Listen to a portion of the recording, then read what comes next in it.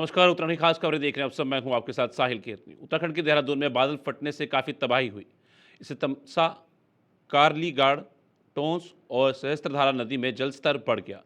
सहस्त्रधारा समेत आसपास के इलाके तपोवन, आईटी पार्क, गंगौरा, खड़ी कैंट इलाकों में पानी भर गया।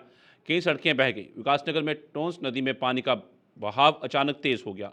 इस दौरान मजदूरों से भरी एक ट्रैक्टर ट्रॉली नदी में बह गई। इसमें 8 लोगों की मौत हो गई और 4 के लापता होने की खबर है।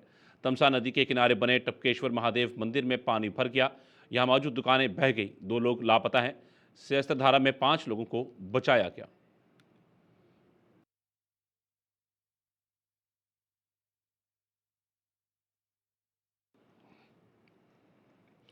उत्तराखंड के देहरादून में बादल फटने से कई इलाकों में भारी तबाही हुई है। इस बीच मुख्यमंत्री पुष्कर सिंह धामी अपने जन्मदिन पर जश्न मनाने की जगह आपदा प्रभावित क्षेत्रों में पहुंचे और हालात का जायजा लिया। उन्होंने केसरवाला और माल देवता इलाकों में रेस्क्यू कार्यों का निरीक्षण किया, जहां सहस्त्रधारा की तेज धारा से सड़कें बह गईं और घरों के साथ सरकारी संपत्तियों को नुकसान पहुंचा। मुख्यमंत्री ने कहा कि सभी विभाग युद्ध स्तर पर राहत और बचाव कार्य में जुटे हैं। वहीं प्रधानमंत्री नरेंद्र मोदी और केंद्रीय गृह मंत्री अमित शाह ने फोन पर स्थिति की जानकारी ली और हर संभव मदद का भरोसा दिया।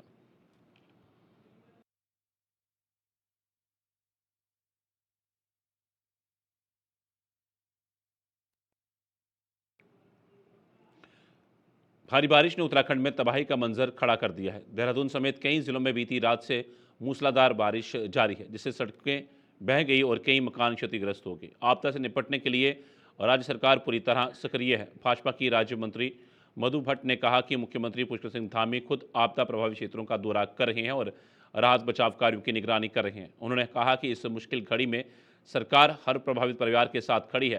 केंद्र सरकार भी उत्तराखंड को हर संभव सहयोग प्रदान कर रही है। बात करें, खासतौर से हम देहरादून की बात करते हैं, तो नुकसान काफ़ी मात्रा में पाए गए हैं।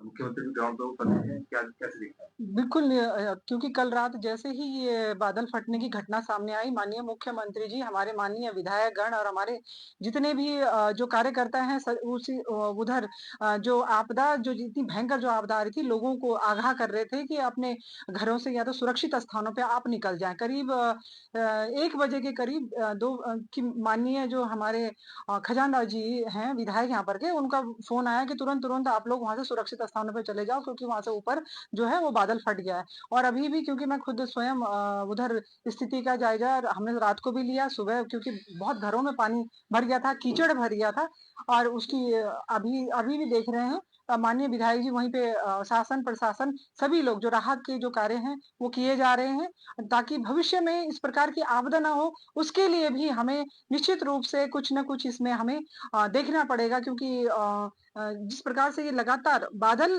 जो फटने की घटनाएँ आ रही हैं, वो कहीं भी किसी भी स्थान पे कभी भी कहीं भी फट जा रहा है। इसको भी देखना पड़ेगा, जो हमारे वैज्ञानिक हैं उनको भी निश्चित रूप से इसमें रिसर्च करनी होगी। जहाँ तक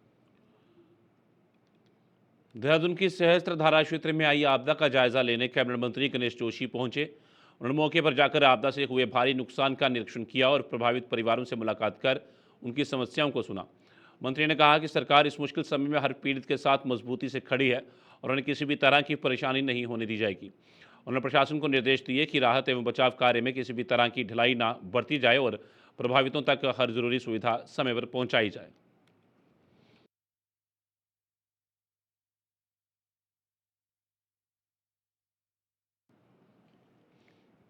लगातार हो रही भारी बारिश ने विकासनगर क्षेत्र में जनजीवन अस्त व्यस्त कर दिया है। नदियों का जलस्तर उफान पर आने से कई गांव और कॉलोनियों तक पानी घुस गया है। देर रात तक पुलिस और प्रशासन की टीम अलर्ट पर रही और लोगों को सुरक्षित स्थानों की ओर जाने की चेतावनी दी गई। झाझरा और बंशीवाला गांव में कई घरों में पानी भर गया। नदी किनारे बनी झुग्गी झोपड़ियों में भी पानी घुसने से लोग अपने परिवार और सामान को बचाने में जुटे रहे। कई परिवारों को अस्थायी रूप से सुरक्षित स्थानों पर शिफ्ट किया गया। प्रेमनगर स्थित उत्तराखंड तकनीकी विश्वविद्यालय के पास बना पुल तेज पानी के दबाव से टूट गया, जिससे देहरादून चक्राता मार्ग पूरी तरह बाधित हो गया। पुल के पास सड़क का हिस्सा भी पानी में बह गया, जिसके चलते यातायात घंटों से ठप है। इससे क्षेत्र में फंसे लोगों को खासी परेशानियों का सामना करना पड़ रहा है।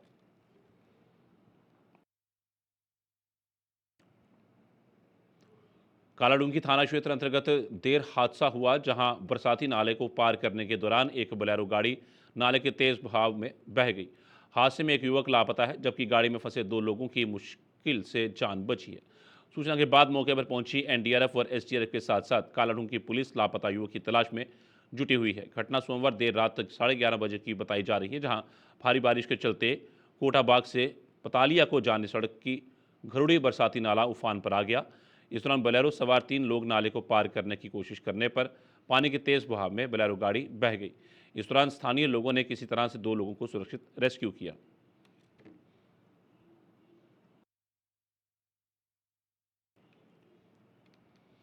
जहां बारिश का प्रकोप पहाड़ी क्षेत्र से लेकर मैदानी क्षेत्र तक देखा जा रहा है, तो वहीं डोईवाला क्षेत्र की तमाम नदियां जाखन सौंग नदियों में बाढ़ से काफ़ी नुकसान खेतों के साथ कृषि को पहुंचाया है। लगातार बारिश के कारण देहरादून हरिद्वार हाईवे लाल तप्पड़ बंद किया गया। लाल तप्पड़ का पुल जाखन नदी की बाढ़ से प्रभावित हुआ। प्रशासन में एहतियात के तौर पर बंद किया। हाईवे प्रभावित क्षेत्र का निरीक्षण करने मौके पर डोईवाला विधायक बृजभूषण गोरेला के साथ डोईवाला एसडीएम अर्पणा रोडियाल ने मौके का निरीक्षण किया। नदी में एक बार फिर पानी आने से अब माजरी ग्रांड के जाखन गांव को भी खतरा होने लगा है। नदी के मुहाने पर बसा जाखन गांव नदी में बाढ़ के कारण अब किसी भी बड़ी मुसीबत में आ सकता है।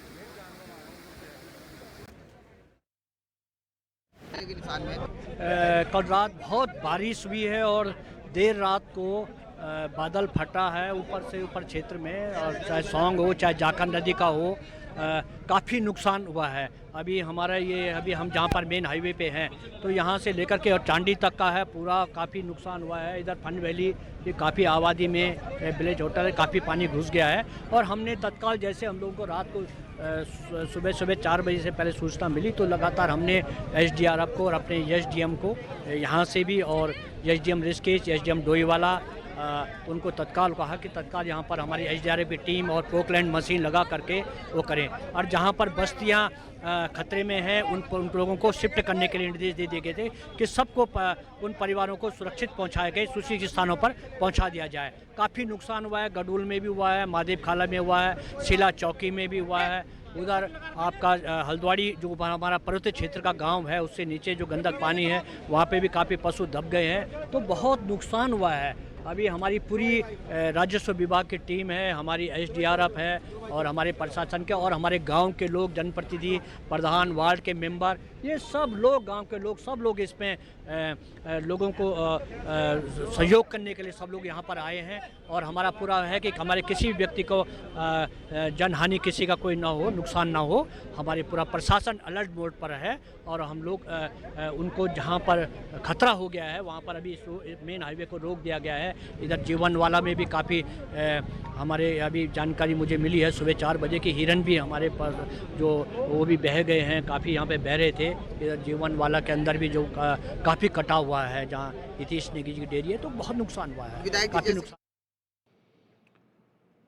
समस्त प्रदेश में भारी बारिश का दौर जारी है। मसूरी में कल रात भर से लगातार भारी बारिश का दौर जारी है, जिससे मसूरी और आसपास के क्षेत्र में बारिश ने भारी तबाही मचाई है। जगह जगह भूस्खलन और पेड़ गिरने की सूचना मिली है और आपदा की इस घड़ी के मद्देनजर जिलाधिकारी देहरादून सविन बंसल ने सभी आंगनवाड़ी केंद्रों समेत कक्षा 1 से 12 तक के स्कूलों को बंद करने के आदेश पारित किए हैं। उन्होंने सुनिश्चित किया है कि आदेश का कड़ी पालन किया जाए। कल रात्रि में भारी वर्षा एवं भूस्खलन के कारण तमाम मार्ग क्षतिग्रस्त हैं। इस समय मसूरी से देहरादून वाला मार्ग या देहरादून से जो धनौल्टी यमुना घाटी को मार्ग जाता है या चंबा टिहरी को जाता है या उत्तरकाशी को, सभी मार्ग जो है भारी वर्षा एवं भूस्खलन के कारण क्षतिग्रस्त हैं। मेरा सभी यात्रियों से, जो बाहरी राज्यों से यात्री आए हुए हैं, जो लोकल हैं, सभी से निवेदन है कृपया इस समय जो है रोड पूर्णतः जो है क्षतिग्रस्त है। आज के दिन जो है आप जो है बाहर ना निकलें। जहां पर भी आप होम स्टे, होटल्स या घरों में रुके हैं, आप अपना सुरक्षित तरीके से वहीं पे स्टे करें। जैसे ही मार्ग खुलेगा आपको जो है तुरंत इत्तला दी जाएगी। शासन प्रशासन पूर्णतः जो है रोड खोलने के लिए प्रतिबद्ध है। लगातार जो है कार्य जारी है पुलिस प्रशासन के। मैं आप सभी से एक बार पुनः सहयोग की अपेक्षा उम्मीद करूंगा कि कोई भी जो है रोडों पे ना निकले, अनावश्यक जो है पैनिक ना हो, परेशान ना हो। जैसी मार्ग खुलेगा आपको तुरंत बताया जाएगा। फिलहाल मार्ग बाधित है, अतः आप जो है अपने होटल्स, घरों या होम स्टे जहां पर आप सुरक्षित तरीके से रुके हुए हैं वहीं पर रुकें, अनावश्यक बाहर ना निकलें। जैसी मार्ग खुलेगा आपको तुरंत बताया जाएगा। आपके सहयोग की अपेक्षा।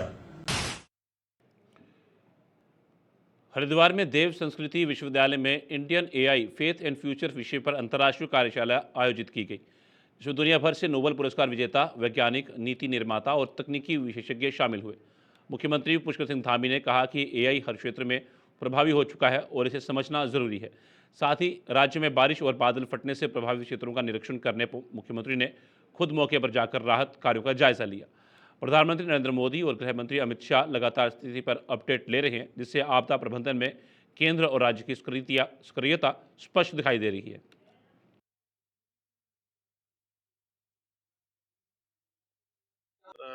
शाम से ही काफ़ी तेज बारिश होने के कारण से, बादल फटने के कारण से देहरादून जनपद, टिहरी जनपद और उत्तरकाशी के भी कुछ इलाकों में आज काफ़ी नुकसान हुआ है। बड़ी आपदा आई है, बादल भी फटा है, जान माल की भी क्षति हुई है। अनेक स्थानों पर संपर्क मार्ग कट गए हैं, पुल भी इस आपदा की भेंट चढ़ गए हैं। नदियों का जल स्तर काफ़ी उफान पर है।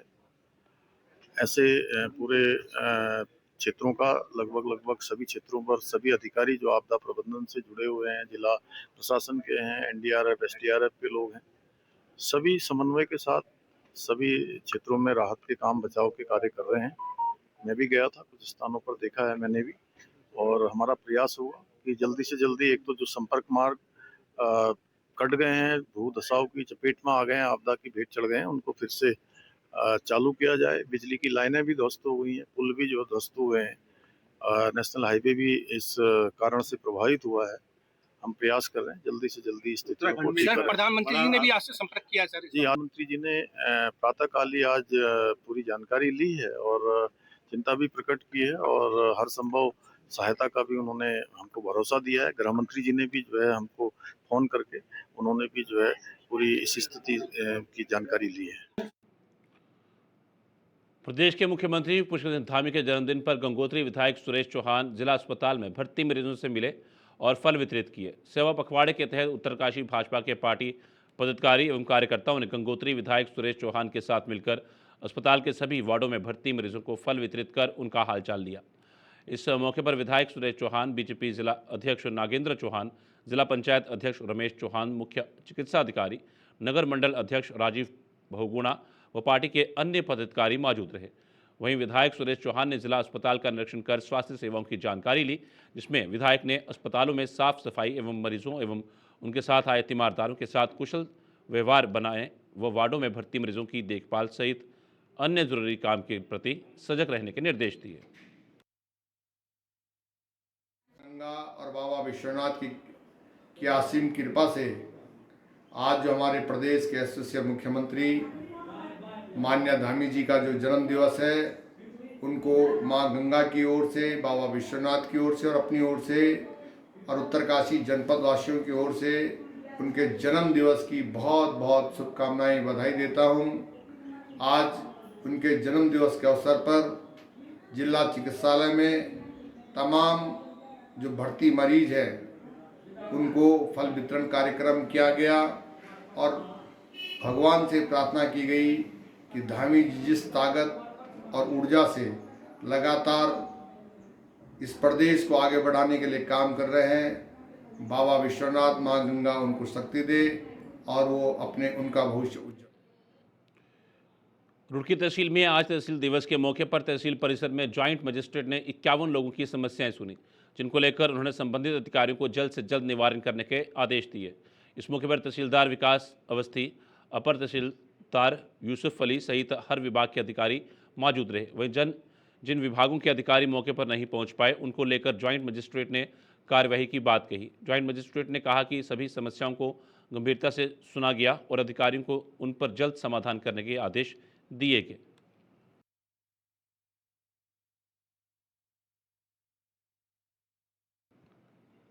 डोईवाला नगर पालिका के केशवपुरी आबादी क्षेत्र में कई वर्षों से पेठा फैक्ट्री संचालित हो रही है और इसी फैक्ट्री के पीछे से किसानों की एक सिंचाई नहर होकर गुजरती है, जो किसानों के कई ग्रामीण क्षेत्रों को सिंचती है। बता दें कि इस फैक्ट्री का द्वारा पेठा निर्माण के बाद बचे वेस्टेज मटेरियल को पीछे के दरवाजे से इस सिंचाई नहर में बहाया जा रहा है। अब सवाल ये उठता है कि वर्षों से संचालित इस फैक्ट्री द्वारा किसानों की सिंचाई नहर को गंदा किया जा रहा है और जिम्मेवार अभी तक आखिर मौन क्यों बैठे हैं।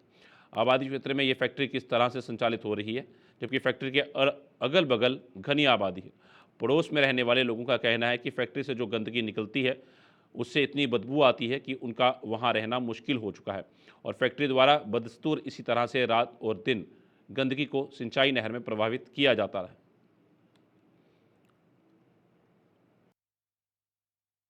देखा जाए जो पानी जा रहा है सिंचाई के लिए जा रहा है, और सिंचाई के लिए देखो यहाँ पे सारा पानी नहर में, गंदगी जो है नहर में ही डालते हैं। इसमें चूना हो गया, उसका पेठे का जितना भी गंदा हो गया, ये सब नहर में ही डालते हैं। वैसे हमें बहुत परेशानी भी होती है, इससे कचरे की वजह से स्मेल भी आती है काफ़ी। और हमने एक दो बार, जैसे सचिन रावत जी हमारे नगर पालिका के सही साहब एक बार आए थे, उन्हें हमने बताया भी, पर उन्होंने कोई ऑब्जेक्शन नहीं उठाया इस चीज़ को लेकर। क्या उठाया नहीं करा, उनसे बात करी हमने, अंदर गए, उनसे क्या बात हुई क्या नहीं ये वो जानते हैं, बारा क्या नहीं, बाकी वो तब भी जो है अपना नहर में ही डालते हैं। लगभग फैक्ट्री तो देखो कम से कम इसे अगर देखा जाए तो 15 साल के लगभग हो गए हैं। और रोज ही होती है, बहुत बदबू आती है, बैठा भी नहीं जाता। इसकी स्टीम छूटती है तो घरों में पता भी नहीं लगता क्या हो रहा क्या नहीं हो रहा। और जी बहुत परेशानी होती है। हमारी एक लड़की भी इसमें पिछले 3-4 साल हो गए गिर के मर गई, और हमको बहुत ज़्यादा परेशानी होती है। और गंदगी इतनी डालते हैं, बहुत डालते हैं, रात में भी दिन में भी, कुछ नहीं कर सकते। मतलब हमने बहुत ज़्यादा परेशानी, 16 साल से ज़्यादा हो गया। और ये फैक्ट्री का ये फैक्ट्री को हो गए हैं 15 साल, देखते आ रहे हैं 15 साल से। लोगों ने इसकी तो हमने बहुत करी है, मगर कोई कुछ करता ही नहीं है, तो क्या करें। चाहते हैं मगर गंदगी ना हो और यहाँ पर सही रहे, मतलब फैक्ट्री को तो मतलब यहाँ से उठना चाहिए।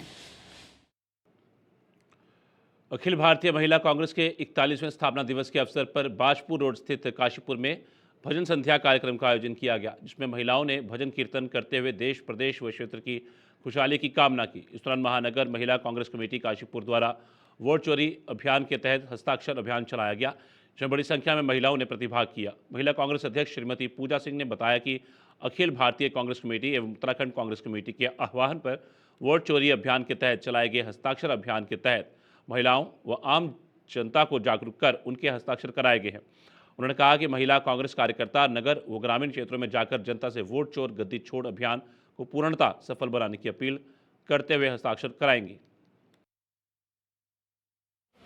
आज हमारा यहाँ पर 41वां महिलाओं का स्थापना दिवस है, अखिल भारतीय महिला का। तो इसके उपलक्ष्य में आज हमने भजन संध्या का कार्यक्रम रखा है, जिसमें कई सारी महिलाएं यहाँ पर जो हमारी सदस्य भी हैं और साथ ही साथ में जो हमारी कमेटी की मेंबर्स हैं, उन लोगों को यहाँ बुलाया गया है। और यहाँ पर हम लोग ने भजन संध्या का कार्यक्रम रखा है। भगवान का नाम लेते हुए, ईश्वर का नाम लेते हुए हम आज के दिन को का शुभारंभ और शुरुआत कर रहे हैं। इसके साथ साथ हमने वोट चोर गद्दी छोड़ जो एक अभियान, हस्ताक्षर अभियान चल रहा है, आज सब महिलाएं उसमें साइन करके, हस्ताक्षर करके अपनी अपनी भागीदारी भी सुनिश्चित करेंगी। इसके बाद ये हस्ताक्षर होने के बाद हम महिलाएं समय समय पर वार्ड में जाएंगी और इस अभियान को निरंतर चलाती रहेंगी। इसके बाद हमारा ग्रामीण क्षेत्र में भी जाना रहेगा, क्योंकि हमारा उद्देश्य ये है कि जो ये वोट चोर की जो ये हरकत की गई है, इसके बारे में जो लोग जागरूक नहीं है उन तक भी हम जागरूकता चलाएं। नैनीताल में बीती रात हुई मूसलाधार बारिश ने तबाही मचाई। बजून गांव के तोक दुदिला में भूपाल सिंह का मकान भारी मलबे की चपेट में आ गया।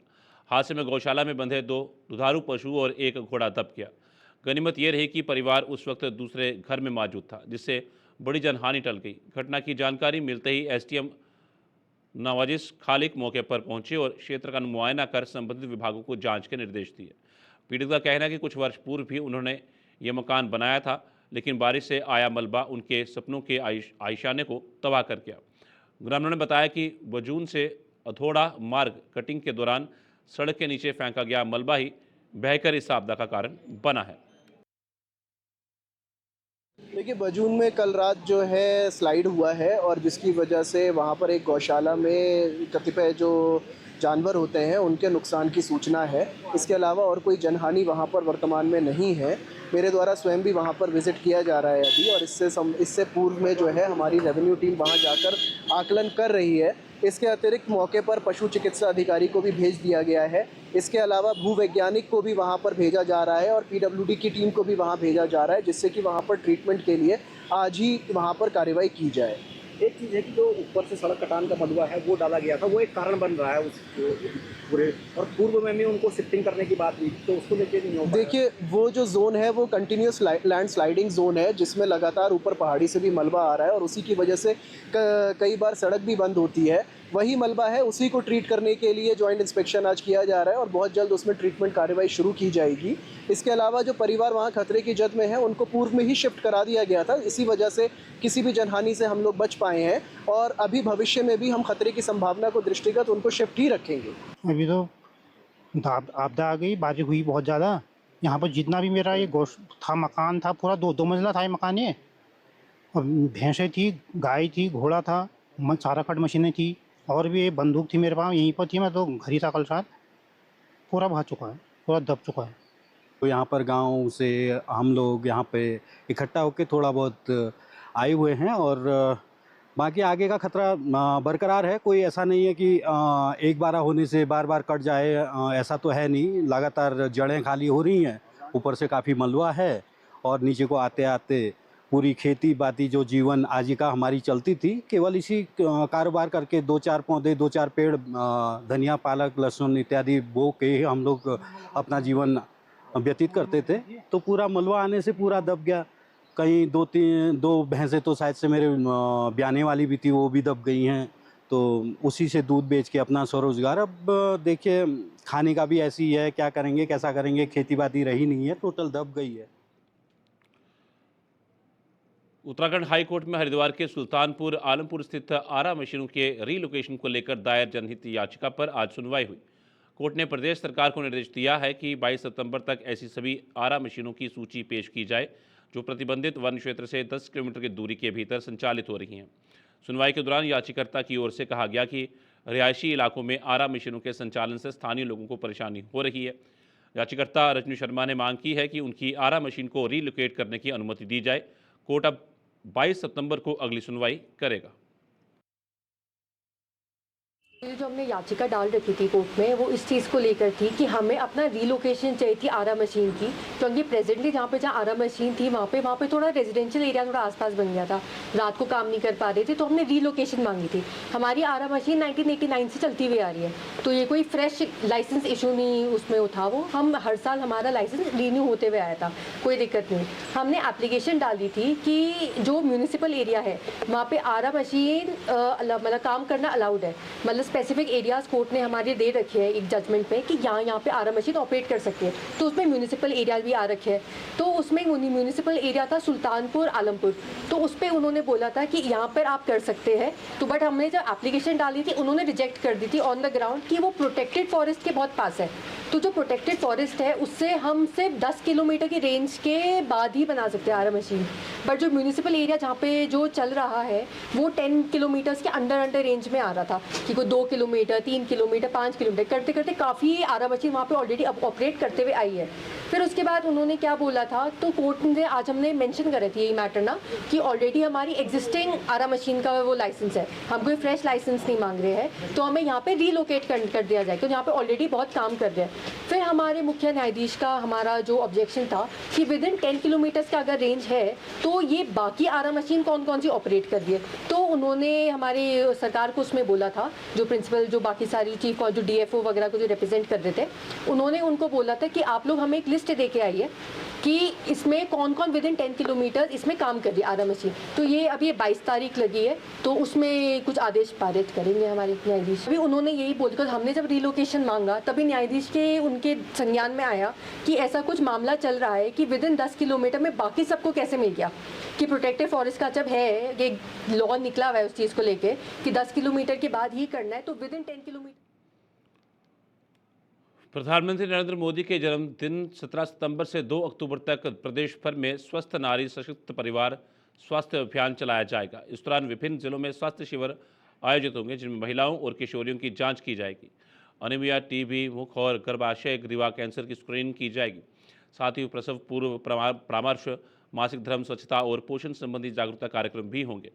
शुभारंभ बागेश्वर जिला अस्पताल और कपकोट गरुड़ कांडा के CHC में होगा। स्वास्थ्य विभाग ने प्रचार प्रसार के लिए ई-ब्राउजर और जिंगल्स चलाने के निर्देश भी दिए हैं।